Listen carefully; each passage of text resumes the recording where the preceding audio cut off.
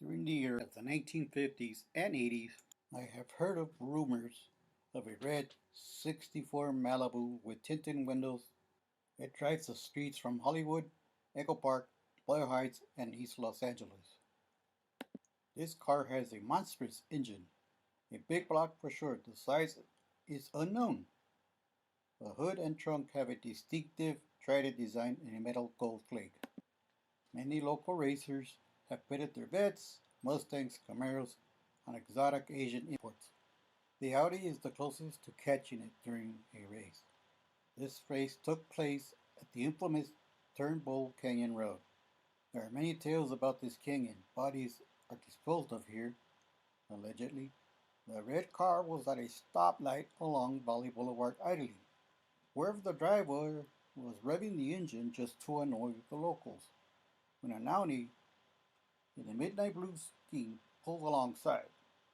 The story goes it was some local strip club owner. He flashes his lights to challenge the red car. As soon as the light turns green, they take off like two bullets shot out of a rifle. The Malibu was leading, but not by much. At the intersection of Valley Boulevard and Turnbull Canyon Road, the driver of the red car makes a sharp right turn and heads into the canyon. The other driver is up to the challenge within reason. He's no fool.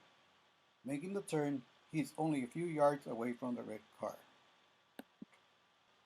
Down the hairpin turns they went. At times both cars crossed the double yellow. This is only a two-lane road, one each way. Just when the driver of the Audi catches up to the red car and was going to pass it, the unexpected happens. Once the red car accelerates, passing the Audi, it makes the S-curve with no problem. The other car was not so lucky. It oversteers, cutting across the other side of the road and hitting a massive oak tree, killing the driver instantly. The following explosion was heard around the valley. The Malibu allegedly came back, lowering the window slightly. The driver left a skull at the scene. When he came out of the canyon speeding like there was no tomorrow, the local police gave chase along the Interstate Highway 10. They chased him even with helicopters overhead tracking the car, with the night lights on. Still, they couldn't catch him. The car was going faster than humanly possible. But police are skeptics. They don't believe in the supernatural. This guy has to be a professional car driver or stuntman. Only they can handle this car that way. The Chevy is near the exit of Forest Lawn Cemetery in Covina. Slowing down slightly, the car makes the turn and is heading to the cemetery. According to the audio recordings of the police chatter, they thought they had the car trapped at the gate to the cemetery. But the gate is massive, and no way could it barrel right through it. Or so they thought. The two closest patrol cars were right on its tail. Surprise, surprise, the car went right through the gate like it didn't exist. The patrol cars slammed their brakes to avoid colliding with the gate. The choppers overhead followed the car, but it vanished near the Asian Gardens part of the cemetery. The guards who were patrolling the grounds also saw the car.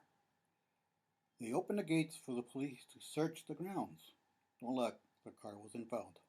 All official transcripts are sealed and cannot be accessed. Now, the local police and highway patrol deny it even happened.